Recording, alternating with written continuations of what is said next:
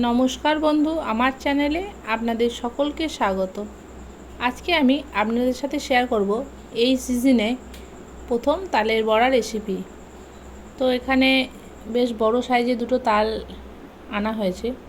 তো সেগুলোকে ভালো করে পরিষ্কার করে এখন পাল্পটাকে বের করে নেব। তো এইভাবে একটা ঝুড়ির মধ্যে আমি পাল্পটা বের করছি। এভাবে পাল্পটা বের করলে কোনো আঁশ থাকে না। তো সেই হিসাবে এইভাবে আমি পাল্পটা বের করে নিচ্ছি। বর্ষাকালে তালের বিভিন্ন রেসিপি খুবই পছন্দের অনেকের। তো আজকে আমি প্রথম তালের বড়াটাই শেয়ার করলাম। তো এভাবে তালের পাল্পটা আমি বের করে নিয়েছি। আর তারপর এটাকে হালকা নুন আর মিষ্টি দিয়ে আমি ফুটিয়ে নেব গ্যাসে আছে। আর এখানে নিয়ে নিয়েছি চাল বাটা। আগে থেকে চালটা ভিজিয়ে আমি বেটে নিয়েছি। গুঁড়ো চালেরও হয়, কিন্তু চাল বেটে করলে খুবই খাস্তা এবং খুব টেস্টি হয়। তার সাথে দিয়ে দিলাম পাল্পটা তালের কিছুটা পরিমাণ, আর দিয়ে দিলাম ময়দা। এর সাথে দিয়ে দিলাম কালো জিরে আর মৌরি, আর দিয়ে দেব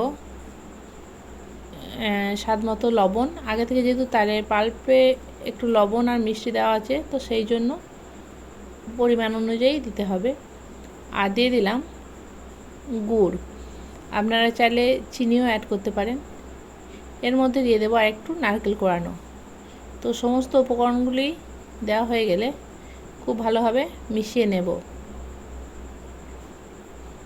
একটা ব্যাটার তৈরি করে নেব। ব্যাটারটা খুব নরম হবে না, আবার খুব শক্তও হবে না। তো এইভাবে মেখে আমি একটা ব্যাটার তৈরি করব। এর মধ্যে আমার মনে হলো ব্যাটারটা একটু শক্ত আছে, তাই সামান্য দুধ অ্যাড করে নিলাম। জলও অ্যাড করা যেতে পারে। তো এখন এভাবে ব্যাটারটা খুব ভালোভাবে আমি তৈরি করে নেব।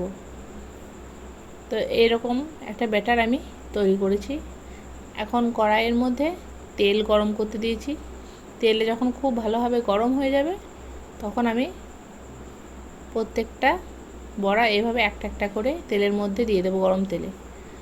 আর একদিক যখন ভাজা হয়ে যাবে, তখন আমি উল্টে পাল্টে পুরোটা ভালোভাবে ব্রাউন করে ভেজে নেব। তো যখন এগুলো ব্রাউন ব্রাউন কালার হয়ে যাবে, তখন আমি এগুলো উনুন থেকে নামিয়ে নেব। ভালো করে তেলটা ঝরিয়ে আমি এটাকে রেখে দেব। তলায় একটা টিস্যু দিয়ে দিয়েছিলাম। তো তৈরি হয়ে গেছে খাস্তা তালের বড়া।